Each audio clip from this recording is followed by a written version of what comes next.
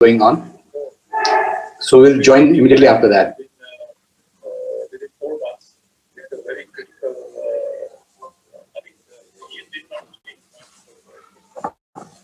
Okay, Kalyan. Yeah. Yeah, sure. Yeah.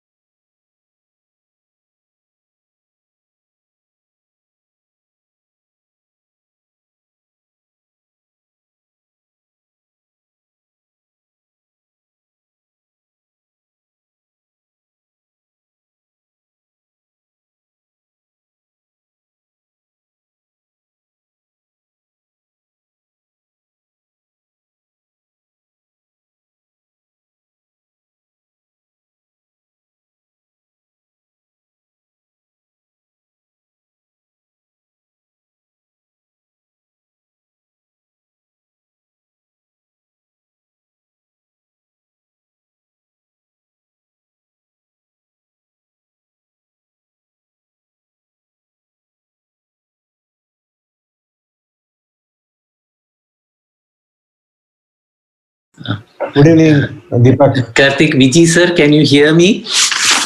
Yeah, yes, Deepak, I can hear you. Yes, sir, you're muted now.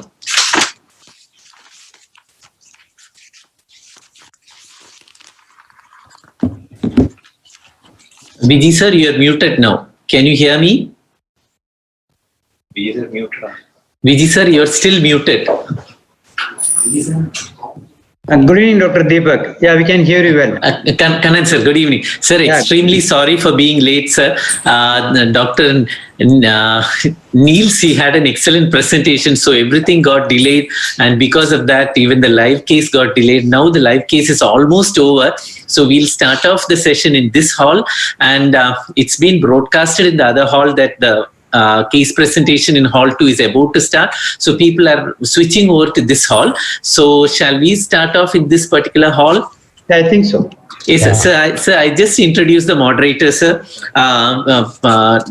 Professor Dr. Vijay Samuel from CMC Hospital, Dr. Vivek Bose from GKNM Hospital. We have Dr. Kannan, the senior cardiologist at Vadamalayan, Madurai. We have Dr. Harish Mehta from Mumbai. We have Dr. Jaysha from Ahmedabad and Dr. Vinod Thomas from Cochin. Sir, could you kindly take over and continue with the proceedings?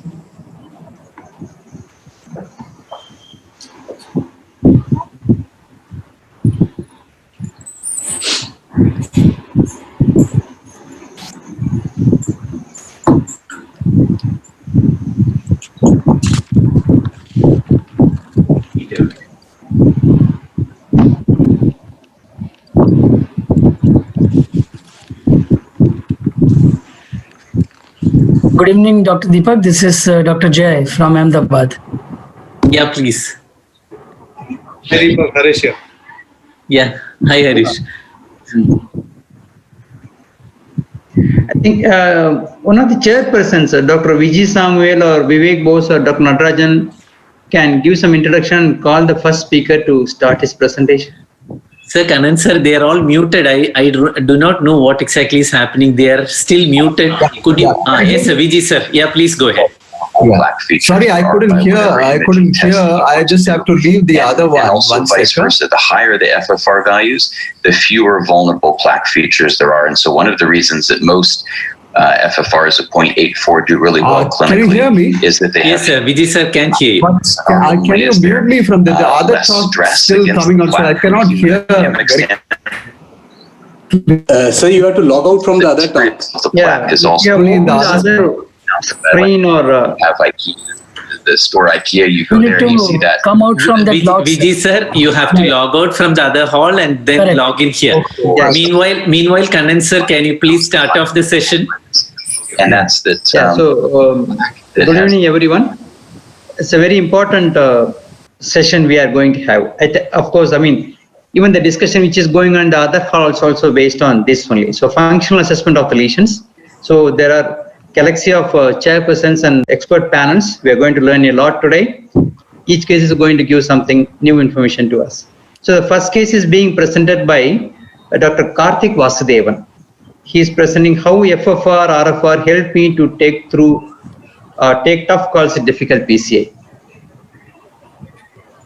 Dr. Karthik Vasudevan is a senior consultant and interventional transplant cardiologist at Columbia Hospital, Bangalore. He is interested in complex coronary interventions, pacemakers, device closures, and with more than 18 years of experience in cardiology. Welcome, Dr. Karthik Vasudevan. Please go ahead and do your presentation. Thank you, Kannan. I'll share the screen.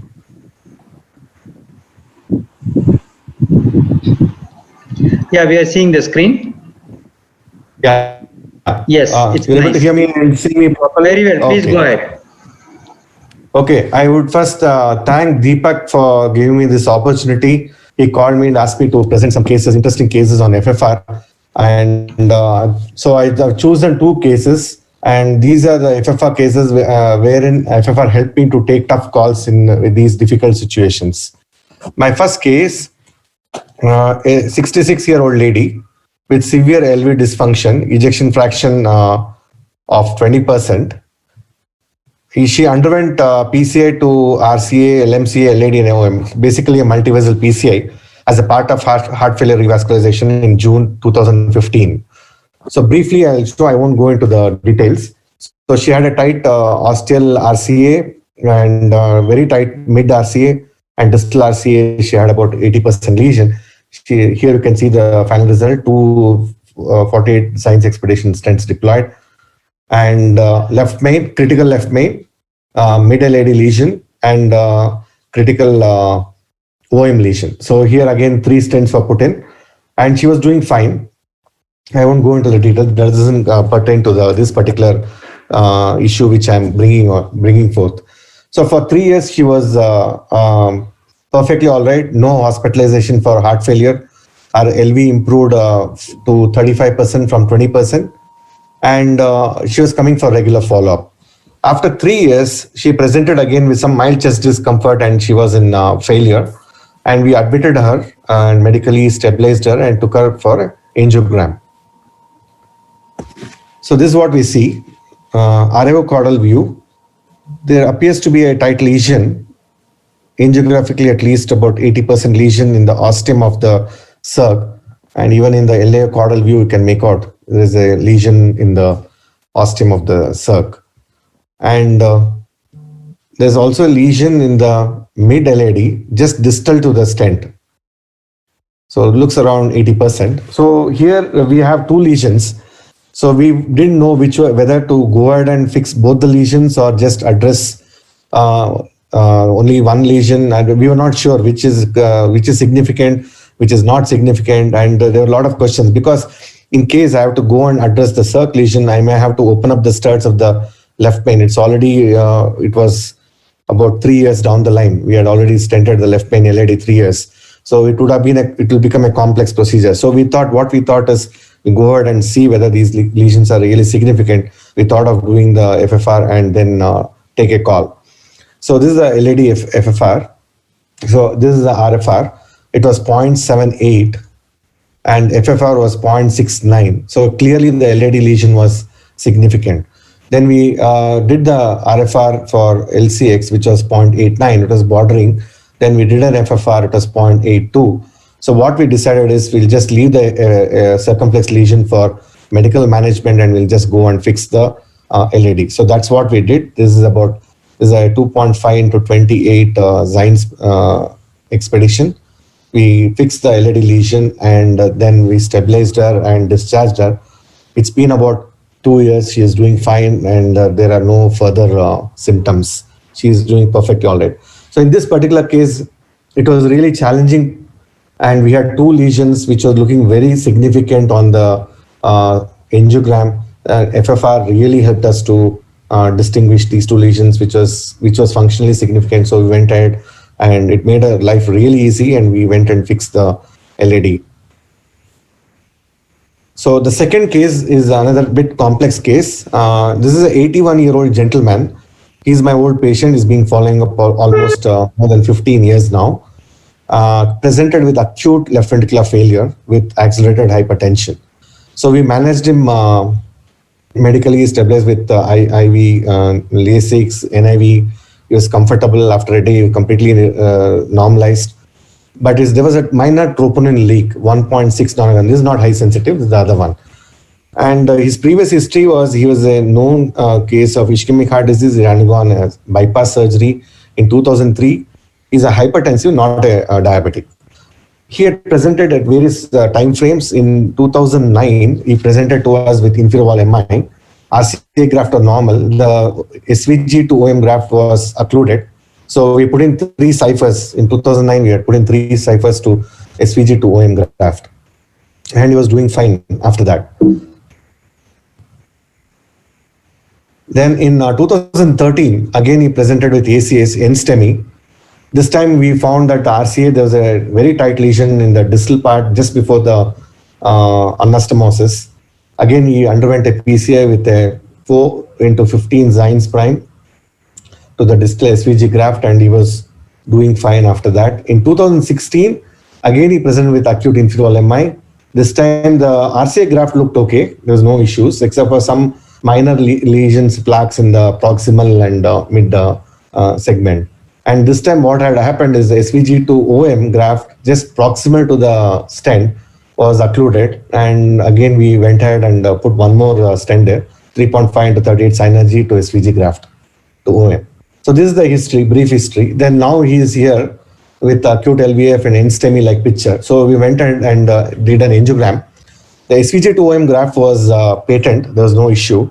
Then he had a lesion in the RCA. It was slightly looking little bit more compared to the previous angiogram. And it was just after the ostium, it looked around 60-70%, and it was looking borderline. But we're not sure whether we should go on and fix it. Already he had got so many stents there. So what we want to do is we just go and do an FFR and see whether it was significant or not. So there are some issues when you do an graft FFR. We have, if you look at this, you've got a graft, then it is also affected not only by the graft, you have to take into account the native flow as well as the collaterals. If there is no native flow and there are no collaterals, then it becomes very accurate. It's just like doing any FFR. You just put the transducer beyond the lesion and then take the values. In case there are no collaterals, but there is a native flow, then you need to cross the wire beyond the anastomosis. So you have to even account for the native flow. The transducer has to be in the native vessel beyond the anastomosis. Only then we get accurate readings, otherwise we won't get. And of course, if both are present, if the collaterals are there and the native flow is also there, it becomes a little bit not that reliable in this situation. There are very few studies. In fact, all the FAME trials have excluded the SVG grafts. This is an older one. It's a small one, very nicely conducted study. They have compared it to just myocardial perfusion imaging. They have shown that FFR in SVG graft has an acceptable specificity and negative predictive value.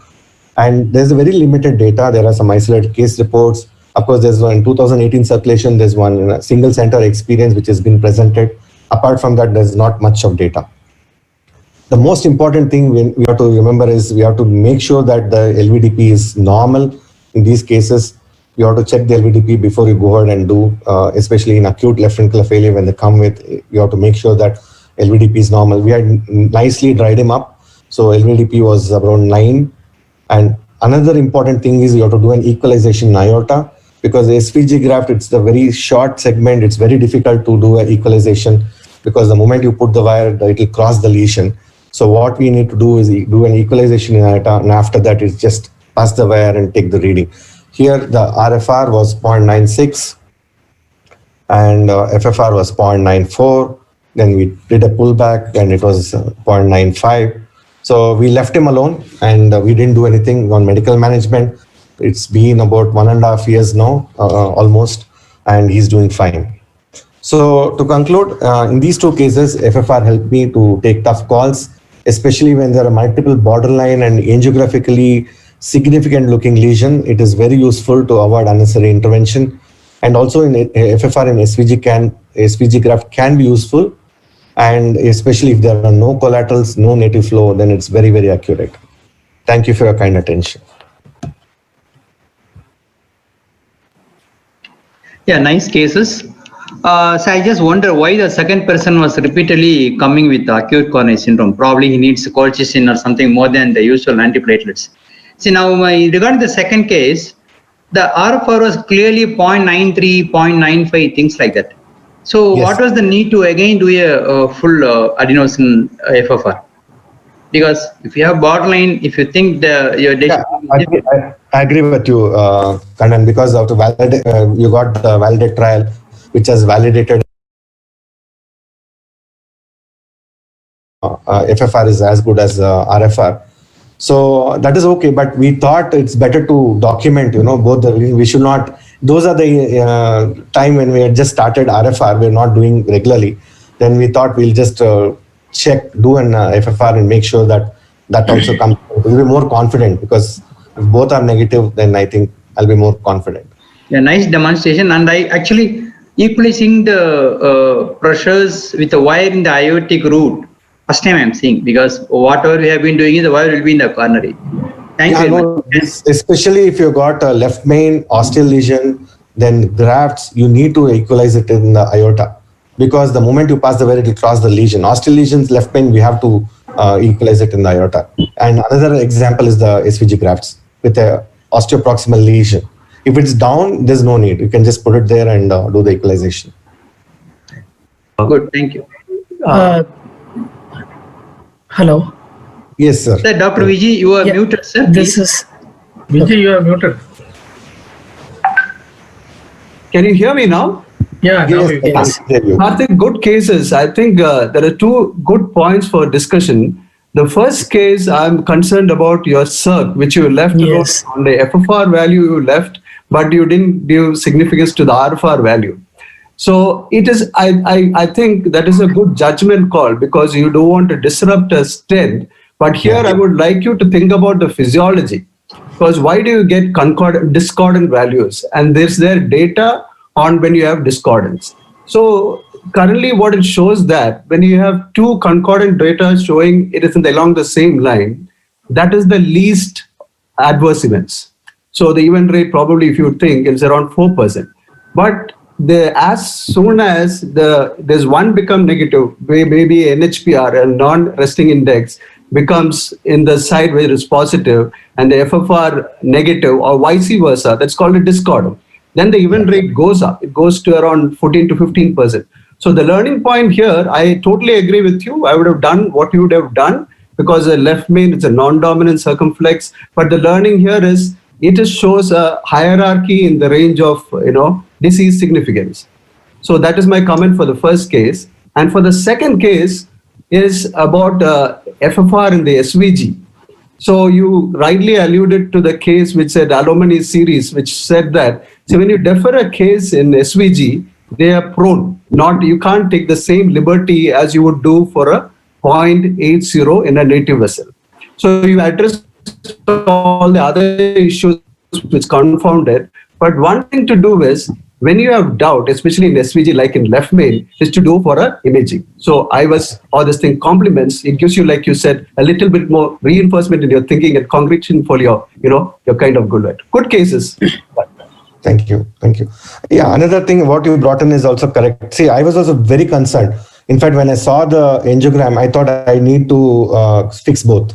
That was my plan. But later on, when I saw this borderline concordant lesion, when I went back to the previous angiogram 3 years back, it was the first OM was a CTO. I had to really struggle to open that, and it was a very small vessel. I didn't stent it.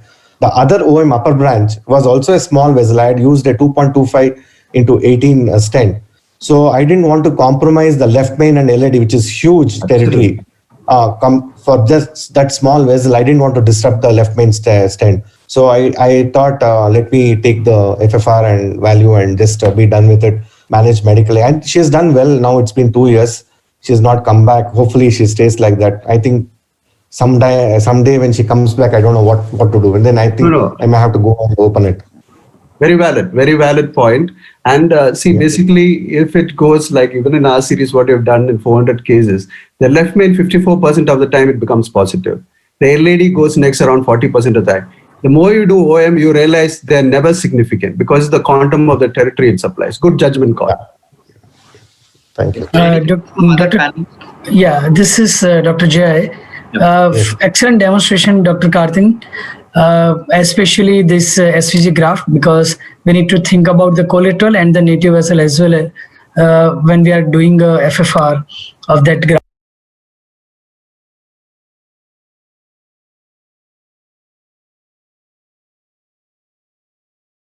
In that particular case, patient is an elderly a patient.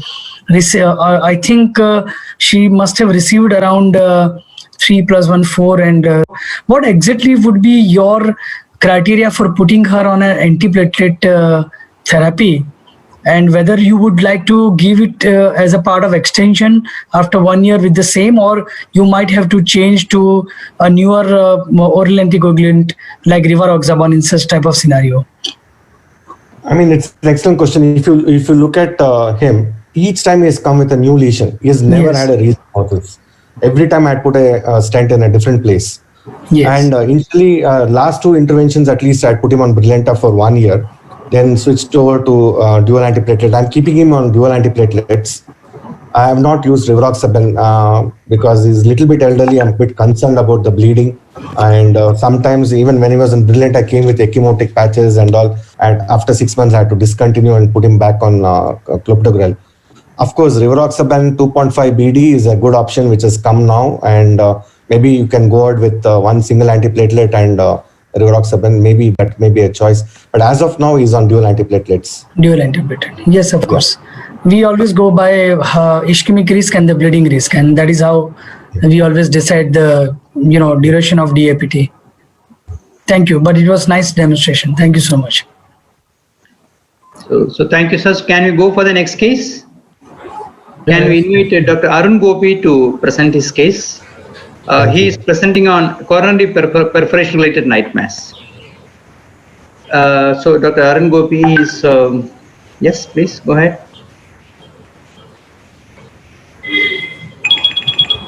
So my case is already respected chair, teachers, dear colleagues. A warm good evening to all. At the outset, I would thank Dr. Deepak for this opportunity. And as a disclosure, I should say that due to network issues, this is a pre-recorded presentation. I would thank Dr. Deepak for the opportunity to discuss one of the most dreaded and fearful complication that we fear in PCI, that is coronary perforation. And as Dr. Deepak wanted, I would be alluding to this based on some illustrative cases. And I will leave it for the expert panel to do the further discussion. So I'll be presenting some cases which we had, and the first story is of a 65-year-old hypertensive smoker who had an anterior wall non-ST elevation MI due to this tight disease in the mid to distal LAD, which was taken up for PCI. We continued as with a routine PCI from the right radial axis itself with an EBU 3.56 punch guide in and a BMW wire down the LAD, adequately predilated with a 2.5 non-compliant balloon at 14 atmospheres. But the mistake we did was we miscalculated on the stent sizing. We actually took a 30/48 stent, which definitely for this vessel was slightly oversized. And the next mistake which we did was after the stent deployment, we didn't check, which we routinely do. And both of these mistakes actually came very costly for us, because this is what we saw just after the stent deployment. The patient had an Ellis type 3 perforation into the RV cavity and pericardial space and had an immediate hemodynamic compromise. So the first thing we did was, through the same guide, put in a 3O non-compliant balloon and inflated to occlude the vessel so as to prevent the further leak. We didn't reverse the heparin. We could see from the fluoroscopic appearance of the lateral border that there was definitely cardiac tamponade. Immediately took right femoral access. Due to the tortuosity, we had to put in a long sheath, and then took in a EBU 3.57 French guide through the right femoral axis. Pulled out the the guide from the radial axis, and then intubated the femoral guide. Then took in a BMW wire down this down the inflated balloon.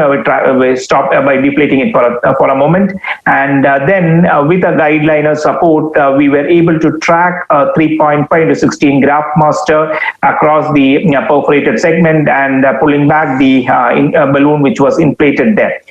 So the graft master was initially would not have tracked through the right radial axis. That is why we use this double guide technique to track it down to the perforation site. We checked that the graft master was exactly at the perforation site, and then we deployed it at 16 atmospheres, securing the leak with no residual leak and all the branches being preserved. The pericardial drain was inserted and the pigtail was left in.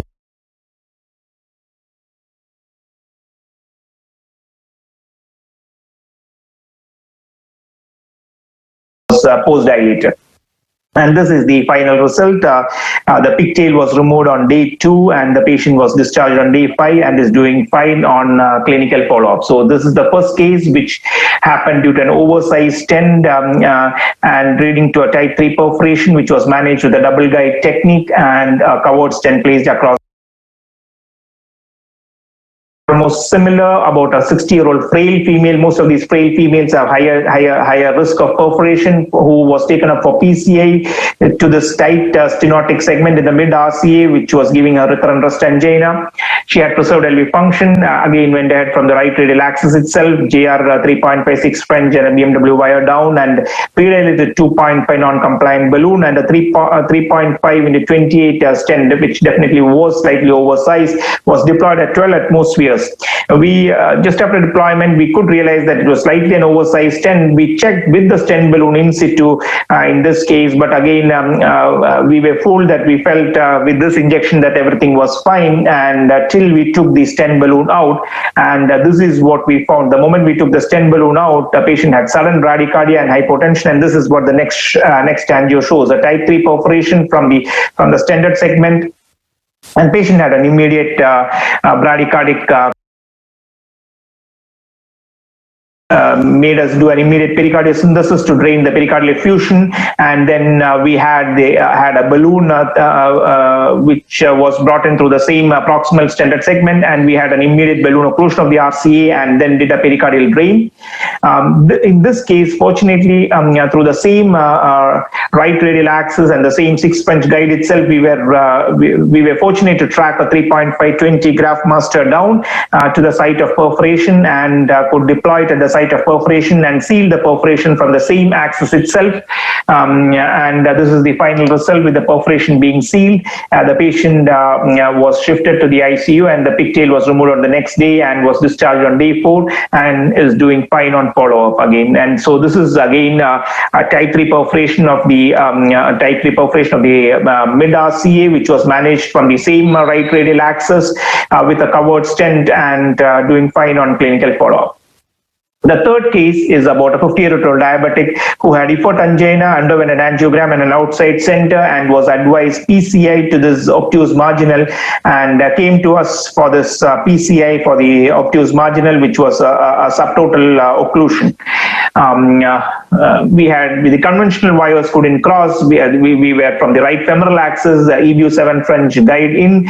We initially tried crossing with a field Rex TA wire. It couldn't cross. Then we tried with a Miracle 4.5 wire. You should look at the distal wire movement, and that gave us a feeling that we were definitely extravascular, and a contralateral injection also confirmed that we were out of the vascular system, and we just took the wire out. And in most of the cases, cases, 9 out of 10 of these earlier cases like this, majority of the time, the moment we took the wire out, there was no leak, and it would be a happy story after that. And most of the perforation, even the wire perforations which we had, generally tend to have pericardial effusion, say 4 hours down the lane, 2 to 4 hours down the lane, and would maximum require a pericardial drain alone. But in this case, this patient rapidly deteriorated and had rapid increase in pericardial collection, and we did a repeat check. We found that definitely the wire had perforated the distal vessel, and there was an ongoing leak, and patient had pericardial effusion with hypotension. So we immediately drained the pericardium, put in a pigtail, and since there was ongoing leak, through the same guide, we took in a thermo-pro-grade microcatheter across, and then put in a 018 3x2 Nestor microcoil were inserted, which means a 3 centimeter length and 2 millimeter diameter coils, which would make about 5 loops, and which sealed off the site of perforation. So this was the final result. The pigtail was removed on the day 2, and patient was discharged on day 3 and is doing fine on follow-up. So this was a wire perforation which was handled with pericardial drain and microcoil, and this patient was left with an ischemic obtuse marginal territory. The final case is about 65-year-old diabetic who had a PCI to RC about 3 years back. This time came with non-ST elevation MI with tight significant disease in the osteoproximal LAD and left circumflex. We thought of initially addressing the circumflex followed by the osteoproximal LAD. So was conventionally took from the right radial axis. The LCX was wired with a BMW wire, and we just redilated to the 2O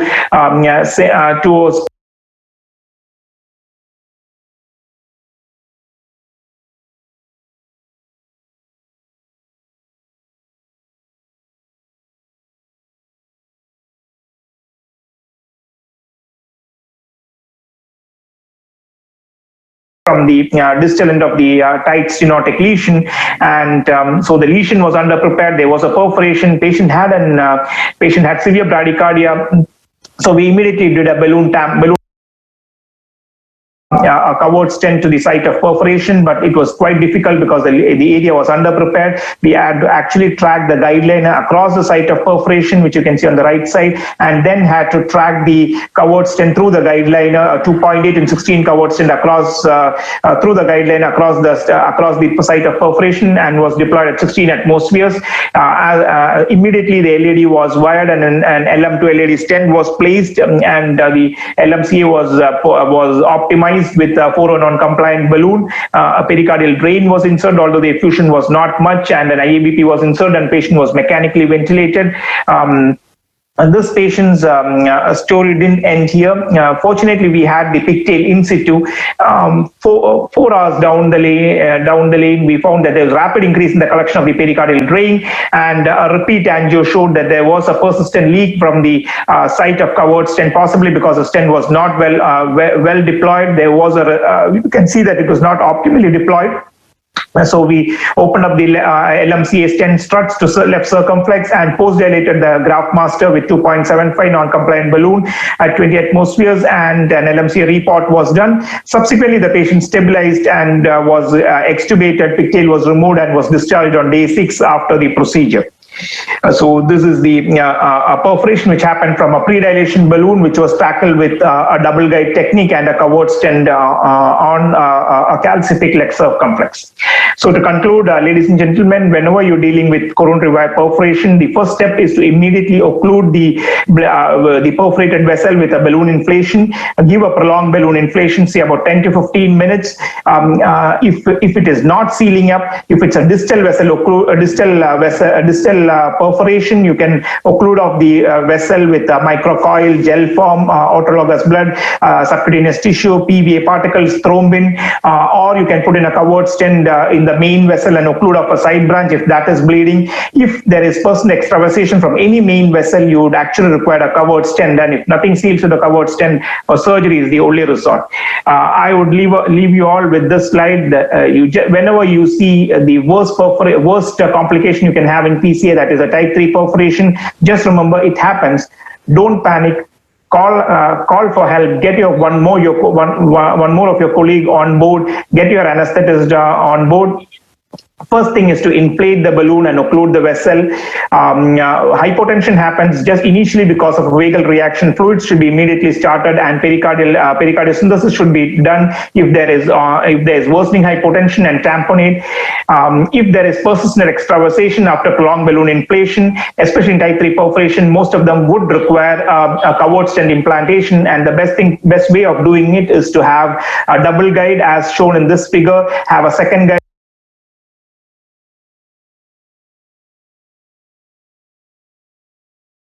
quickly deflating the balloon and then taking in a covered stent, which would ensure that there is least leak from the perforation and the pericardial effusion doesn't worsen.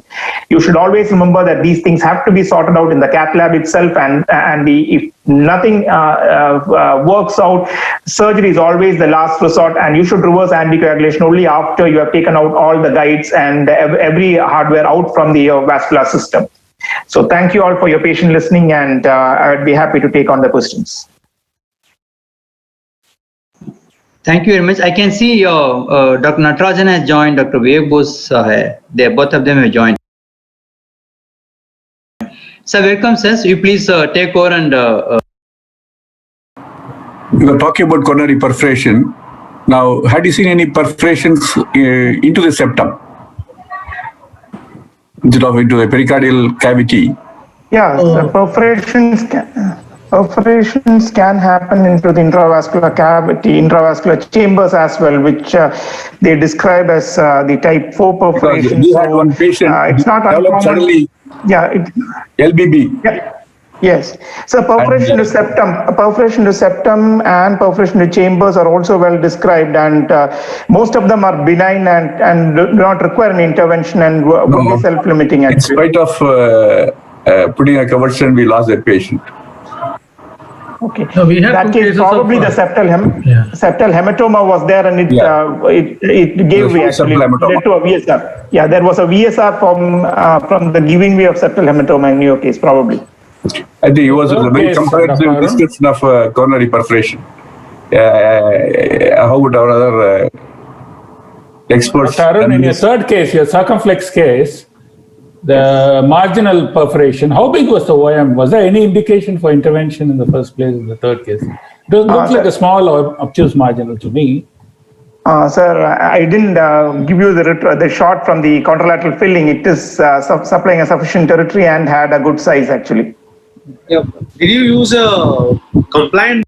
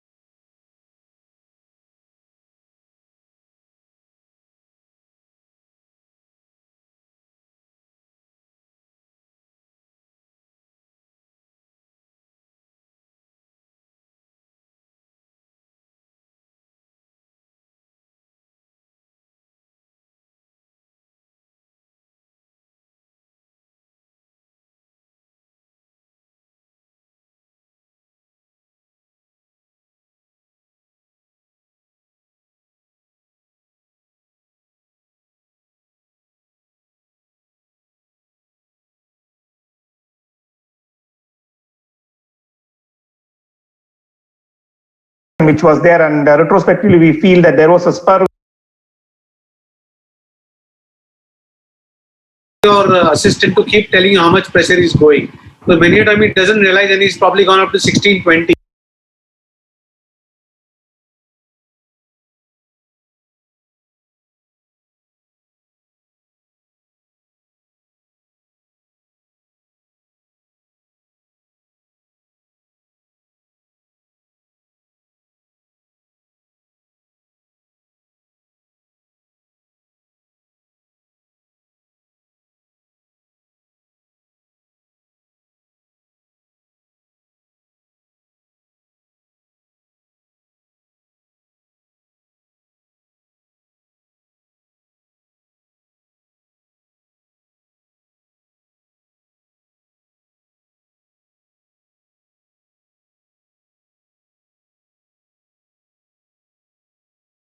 of restenosis comes down with a higher pressure. Vessel anatomy, that's what I feel, because most of the time we Will you routinely put a covered stent or what? We left one patient alone and patient is doing well for 6 to 7 years.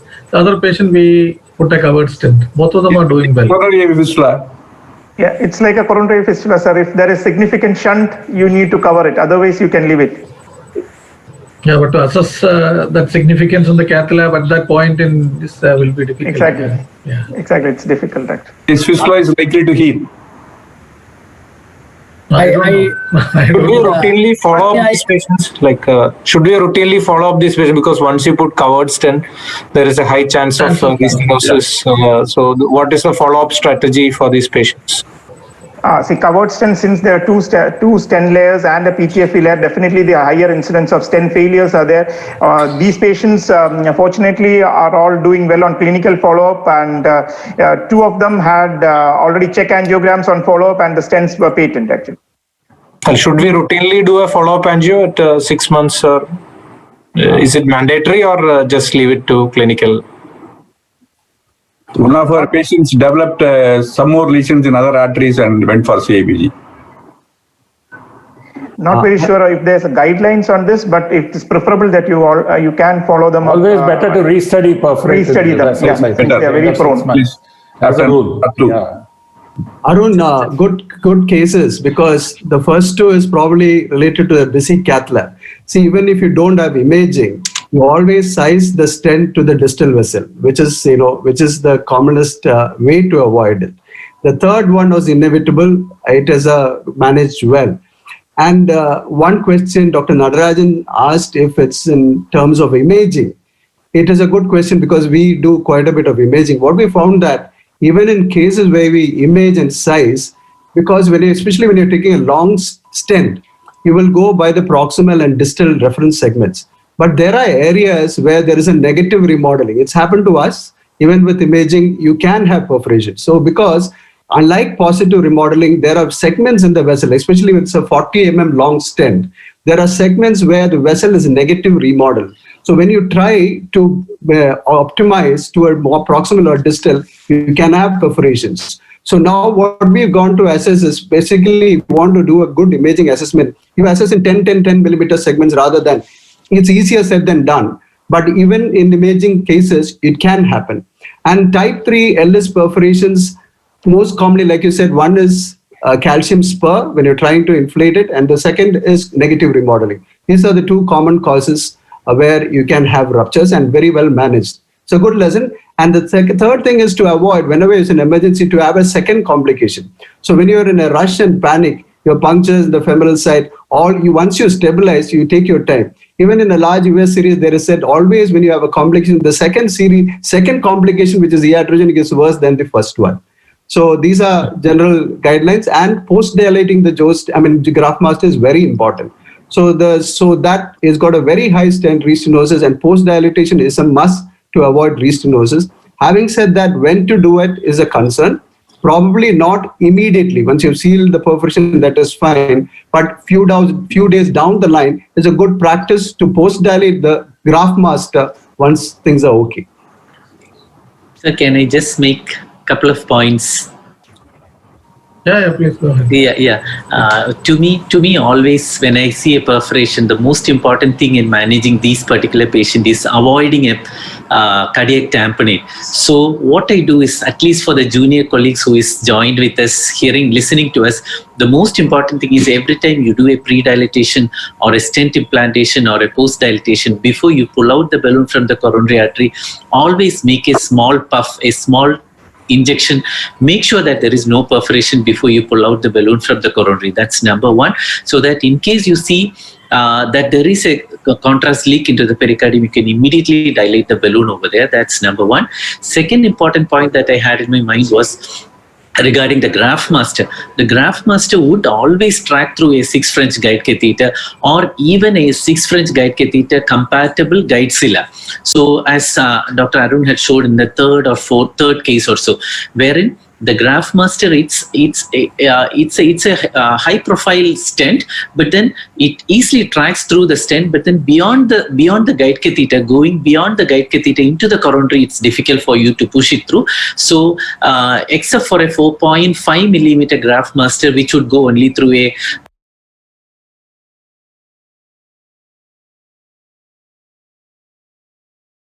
7 French guide catheter. So many a times the GraphMaster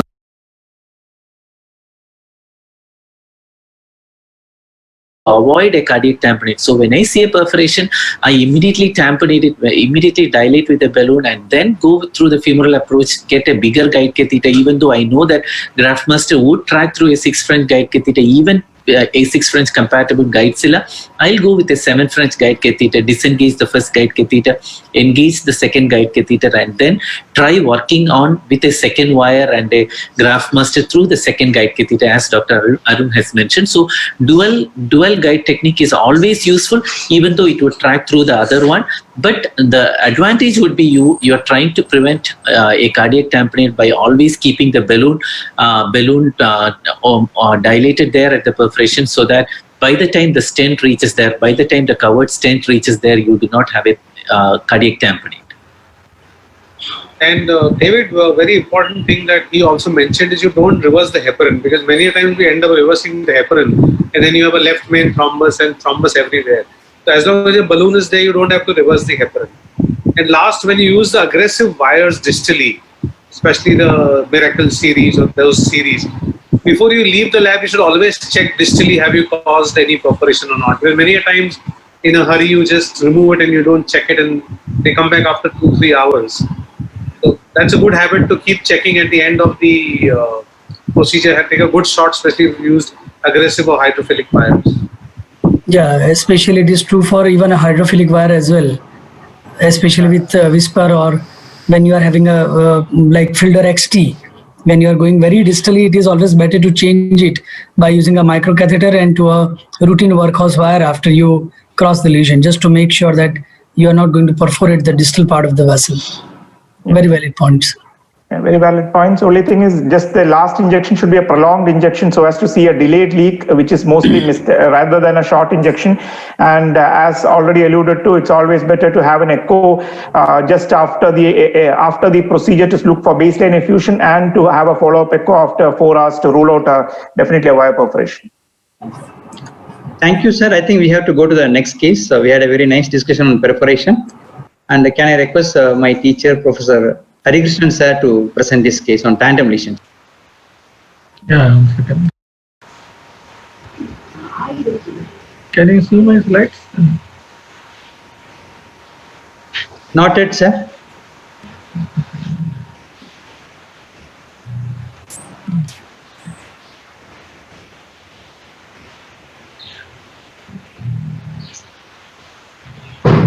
Okay.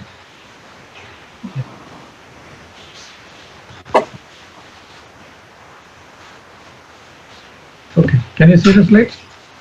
Yes, sir. Yes, sir. Please go ahead. Okay. Thank you, Deepak. Good evening, panelists and the attendees. I will show 2 cases as requested by Deepak. One is on tandem lesions and another a post-operative CABG case. The first case is to how to deal with the tandem lesions. Our patient is about 57-year-old male, angina on exception of class 2. Angiogram was done because it was planned for a mesenteric surgery, good LV function. And this was the angiogram showing the tandem lesions. As we know, it is separated by more than 10 millimeter and could be handled by 2 separate stents. So when you handle a tandem lesion, you have to assess the significance of the whole vessel. So here we did the FFR across both the vessels and it became 0.73. That means that we have to do something to this vessel, either to one of the lesions or both the lesions. The second step is to find out which lesion has more significance and which has to be done. So we know that there is a significant interplay of serial stenosis, and the proximal lesion can affect the distal, and the distal lesion can also affect the proximal. So for that we have to do a pullback FFR and what is called a big delta rule. So we give IV adenosine and do on a full hyper-EMA pullback. And we will see how we did in this case. So here the total FFR was 0.71. So the distal lesion, the drop was only minimal 0.71 to 0.73. But the maximum drop or the big delta was at this proximal lesion 0.71 to 0.92, almost a 0.2 difference. So we went ahead and did the proximal lesion with a 3x18 stent. And subsequently, we reassessed the distal lesion. With another, we kept the first wire and put the FFR wire, and this lesion again came as 0.72. So the second lesion was also actually hemodynamically significant, which was affected by the proximal lesion. So we went ahead and did the second stenting also, the distal stent also, 2.75 into 18 stent. You can see the post-stent results, and the post-stent FFR across the whole vessel was become 0.95. That indicates it is functionally become insignificant. So the FFR-oriented intervention tandem lesions in the real world is if you have two lesions, stenosis A and B. If stenosis A more than B according to the pullback gradient, is fix the stenosis A. Stenosis B is more, fix stenosis B. If both are almost similar, fix the proximal stenosis. So once you reevaluate the pressure gradient after fixing the first stenosis, the whole vessel is less than 0.8, fix the next stenosis. If it is more than 0.8, leave the stenosis for medical treatment. So that is the first case. We go to the second case. This is an LMCA lesion assessment in a post-CABG patient, the role of FFR. We were also not sure what is to be done. The 47-year-old female with a chronic stable angina presented with mild LMCA ostial plaque, was kept on follow-up. 4 years later, she presented with unstable angina. TMT was positive. Repeat angio showed a progression of LMCA disease, LAD ostial minor plaque. IVS showed a significant LMCA ostial disease with an MLA of 3.8, and somehow she opted for surgery because some of her relatives was a surgeon. And after 9 months of post-CABG, she again came with effort angina, class 2. Good LV function, but she had all respect. So this was the initial IVS value. X-ray and ECG was not contributing, and echo was for good LV function. We did a CT angio which showed a complete occlusion of the lima and a patent SVG graft to the ramus. Also, this was the angiogram. You can see that there is a significant lesion of the left main ostium. You can see the ramus graft is flowing. Also, you can see the LAD lesion not as tight as in the first view. You can see the LAD flowing. There's a proximal lesion. Circumflex was this shows a proximal LAD ostial lesion around 30% or so. There's some minor plaques here. RCA was okay. Lima was occluded. And this is the graft showing very good flow. You can see that the ostial lesion, the cotras is flushing into the left main through into the aorta. So the post-CABG patient, left main ostial lesion symptomatic. Already one graft good to me, 3 flow in the left coronary. Is it enough to sustain the LCA flow? Medical follow-up versus revascularization. Patient is symptomatic. Revascularization with a good graft to the SVG. What will be the fate of the SVG graft? We were not sure. So we did the TMT, but because she had a good effort tolerance, she was 10 meds positive. She continued to be put her on maximum medical treatment. She came back again, had the same symptoms. So we thought we will do an FFR assessment of the grafted vessel. We don't know whether it is physiological or not.